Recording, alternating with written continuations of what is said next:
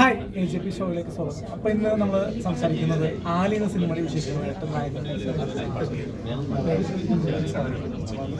ചേച്ചിയുണ്ട്. അപ്പോൾ നമ്മൾ നായകനോട് തന്നെ ചോദിക്കാം, ഈ സിനിമയിലേക്ക് ഞാൻ പബ്ലിക് വേണ്ടി പോയ അന്ന് തന്നെ ഞാൻ നമ്മുടെ ഹോസ്റ്റായ അലിൻ ജോസിനെ അതേപോലെ തന്നെ നമ്മുടെ ഡയറക്ടറിനെ മീറ്റ് ചെയ്യാൻ ഒരു വകയുണ്ടായി. എന്ത് ഭാഗ്യത്തിന് അങ്ങനെ കറങ്ങി ഞാൻ ഒരു ആക്ടറാണെന്നവർക്ക് അറിയാം. ഇപ്പോൾ നമ്മുടെ റീസാറിനോടൊക്കെ റീസാർ എങ്ങനെയുണ്ടായിരുന്നു വർക്ക് ചെയ്തപ്പോൾ? Very fun. നമ്മളെക്കാട്ടൊക്കെ അറിയാവുന്ന ആൾക്കാരാണ്.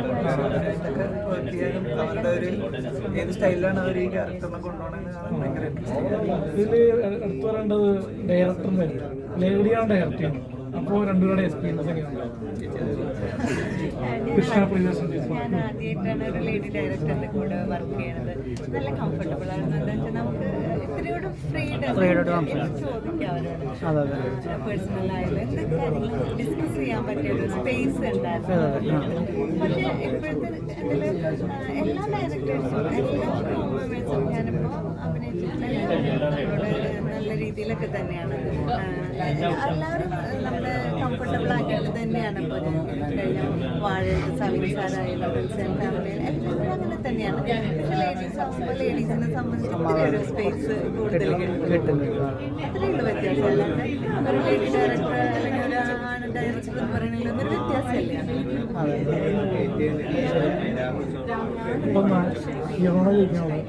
അപ്പോൾ ഇതിൽ റൊമാൻറ്റിക് സീൻസ് ഒരുപാട് ഉണ്ടെന്ന് പറയുന്നത് എത്രത്തോളം വെറൈറ്റി ആയിട്ട് ചെയ്തിട്ടുണ്ട്? അല്ലെങ്കിൽ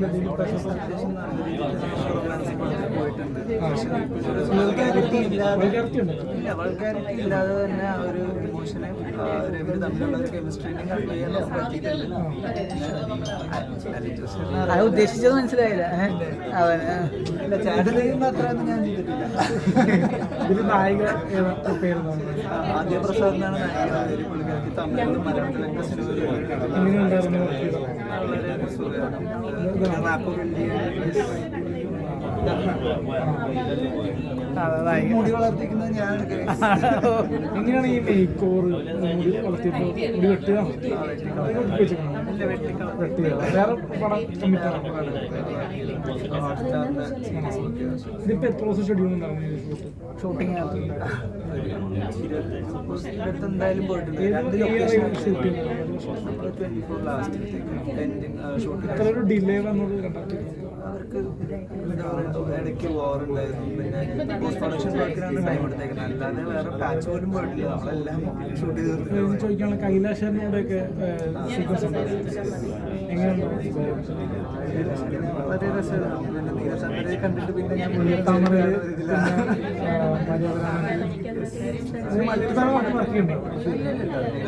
കാണുമ്പോൾ ഞാൻ വെറും സ്കൂളിൽ പഠിക്കണം പയ്യനാണ്. ഇപ്പോൾ നീലത്തമരും മര്യാദരാമനും നമ്മൾ സിനിമ കാണുന്ന ഒരാളെ വെച്ച് കമ്പയർ ചെയ്യുമ്പോൾ റിയൽ ലൈഫിൽ കൈലാഷറിനെ ഫസ്റ്റ് മീറ്റ് അദ്ദേഹം വന്നില്ല, അതൊരു വിഷമമുണ്ട്. നമ്മുടെ പോസ്റ്റേഴ്സും കൂടെ കൂടെ ഉണ്ടെങ്കിൽ നമുക്ക് കുറച്ചും കൂടെ കമ്പനി അടിക്കാറുണ്ട്. പക്ഷെ അവരുടെ വർക്ക്സും അങ്ങനത്തെ പല പ്രോജക്ട്സ് ഒക്കെ നടക്കുന്നത് മനസ്സിലാക്കാൻ പറ്റും. ഇപ്പൊ എനിക്ക് അവധി കിട്ടിയതുകൊണ്ടാണ് എനിക്കിന്ന് വരാൻ പറ്റുന്നത്. ഞാൻ വർക്ക് ചെയ്യുന്ന പ്രോജക്റ്റ് കിട്ടിയില്ല എന്ന് പറഞ്ഞിട്ടില്ല. ഇതിലെ പാട്ടുകളെ പറ്റിയുള്ള ഒരു പ്രേക്ഷകർക്ക് 8 പാട്ടുണ്ടെന്നാണ് കേട്ടത്. രണ്ടുപേരും പാടിക്കണേ പെരേര ഡാൻസ് കളിക്കുന്നത്. പാട്ട് പാടി കൂടെ ഞാൻ വേണമെങ്കിൽ ഡാൻസ് അതാണ് ഈ പടത്തിന് രക്ഷിക്കാൻ പറ്റുള്ളൂ.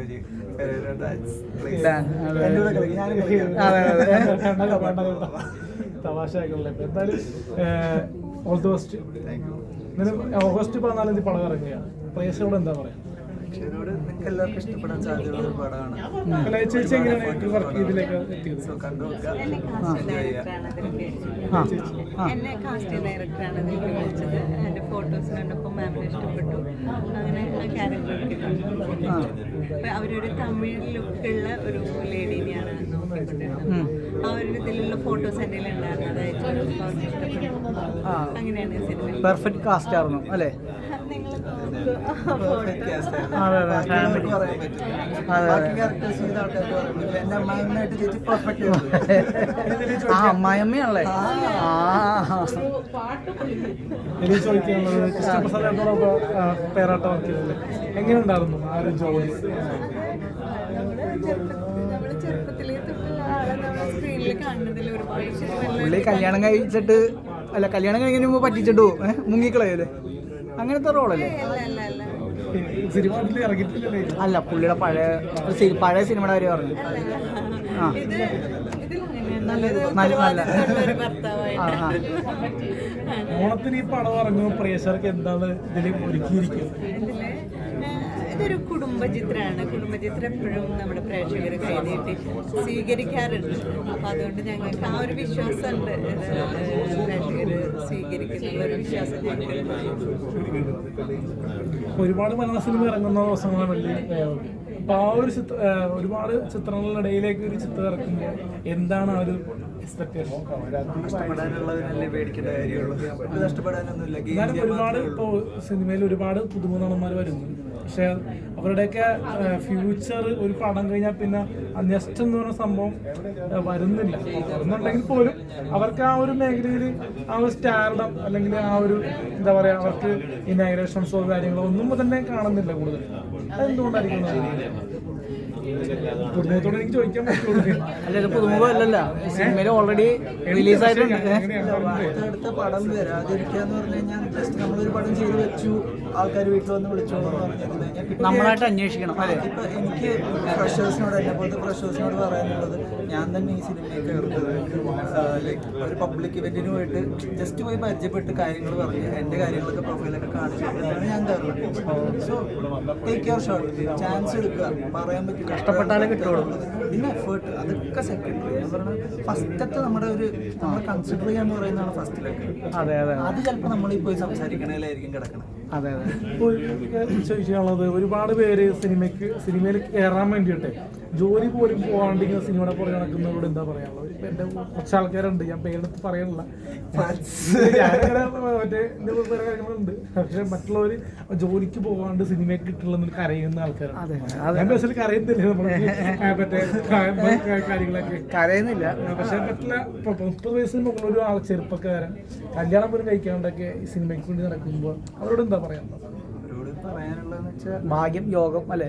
അല്ല, ഐ മീൻ അവർക്കൊരു ചാൻസ് ഉണ്ടാവാൻ സാധ്യതയുണ്ട്, നമുക്കൊരിക്കലും ജഡ്ജ് ചെയ്യാൻ പറ്റില്ല. ബട്ട് ഡ്രീം വിടാതിരിക്കുക. പിന്നെ നിങ്ങൾക്ക് സൈഡിൽ എന്തെങ്കിലും ഉണ്ടെങ്കിൽ അത് കൂടെ ഒന്ന് പിടിക്കുന്നതായിരിക്കും നല്ലത്. നമുക്കൊരു നിലനിൽപ്പിന് വയറ്റിൽ ഭക്ഷണത്താനും ഇതിനൊക്കെ വേണ്ടി സൈഡിൽ എന്തെങ്കിലും ഉള്ളത് എന്നും നല്ലതാണ്.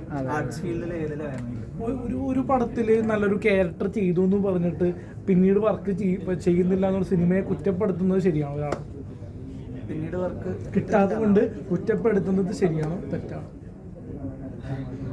മനസ്സിലായില്ല. പേഴ്സണലി അങ്ങനെ ഒരു അവസരം വന്നത് അല്ല, എൻ്റെ ഒരു കൂട്ടുകാരന്മാർക്കിടയിൽ ഒരു സംഭവം ഉണ്ട് അങ്ങനത്തെ. ഞാൻ ആളുടെ പേരെടുത്ത് പറയുന്നത് നമ്മളെ പേഴ്സണലി ഇപ്പോൾ ഒരാൾ നമ്മളെ കയറ്റാതെ ഇരിക്കാൻ വേണ്ടി ശ്രമിക്കുന്നു എന്ന് നമുക്ക് മനസ്സിലാക്കി കഴിഞ്ഞാൽ ഓക്കെ, അതിനെ നമുക്ക് ഡയറക്റ്റ്ലി ബ്ലെയിം ചെയ്യാൻ പറ്റും. പക്ഷെ അതല്ലാണ്ട് ഞാൻ എന്നെ പ്രൊമോട്ട് ചെയ്യാത്തതുകൊണ്ട് എനിക്ക് പടം കിട്ടാത്തതിന് വേറെ കാര്യം പറഞ്ഞു. പടത്തിൽ എഴുതുമ്പോൾ തന്നെയല്ലോ ക്യാരക്ടേഴ്സിനെ സെറ്റ് ചെയ്യുമല്ല, അപ്പൊ അത് കഴിഞ്ഞിട്ട് ഒരാളെ ചാൻസ് ചോദിച്ച് കിട്ടാണ്ടിരിക്കുമ്പോൾ അത് എന്താ പറയാനുള്ളത്?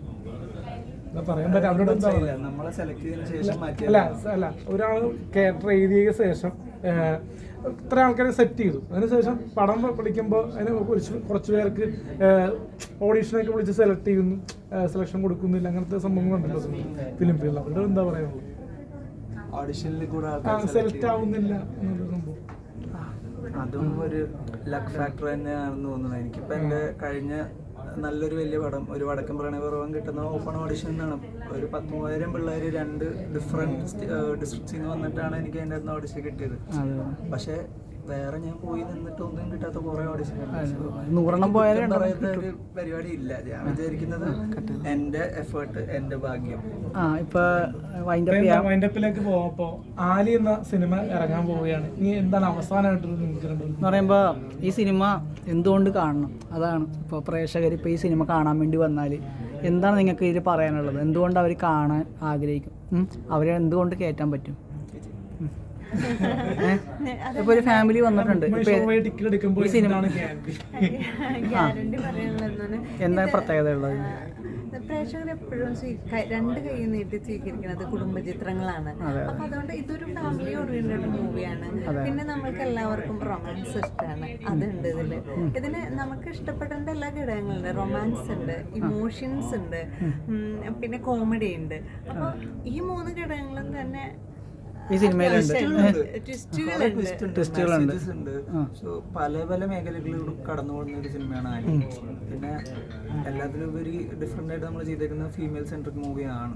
ഒരുപാട് ഫീമെയിൽ സെൻട്രിക് മൂവീസ് ഉണ്ടെങ്കിലും ഇപ്പൊ റീസെന്റ് വന്നതിലൊക്കെ കൂടുതലും മെയിൽ സെൻട്രിക് ആയിട്ടാണ്. ഇപ്പൊ നമ്മുടെ നായികയും നായികയുടെ ലൈഫിനെയും ഫോളോ ചെയ്യുന്ന ഒരു സിനിമയാണ്. സോ സ്ത്രീകൾക്കൊക്കെ ഒരുപാട് കണക്ട് ചെയ്യാൻ പറ്റുന്ന ഒരു സിനിമയായിരിക്കും പ്രതീക്ഷിക്കുന്നത്.